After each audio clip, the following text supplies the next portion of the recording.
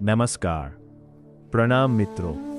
આજે આપણે વર્ષો જૂની અને અનુભવ સિદ્ધ કડી જોડાણ પદ્ધતિથી જીવ વિચાર ગોખવાનું શીખીશું.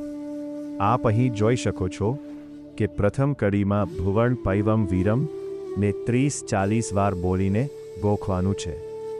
હવે બીજી કડીમાં ભુવન પૈવમ વીરમની સાથે સાથે નમિયુન ભણામી અબુહાબુહત્થમ 30-40 વાર બોલીને ગોખવાનું છે.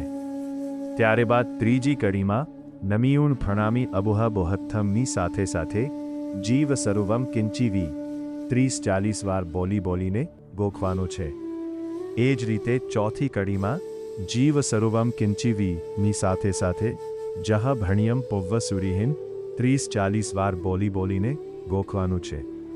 આ રીતે હવે દરેક કડીને 30-40 વાર બોલીને ગોખવાથી આખું જીવ વિચાર કંઠસ્થ થઈ જશે. આપ શ્રી જ્યારે જીવ વિચાર કંઠસ્થ બોલશો ત્યારે ડાબી બાજુનો કડી જોડાણ વિભાગ આપમેળે નીકળી જશે અને જમણી બાજુનો મૂળ ગાથા વિભાગ ભૂલ વગર બોલાશે.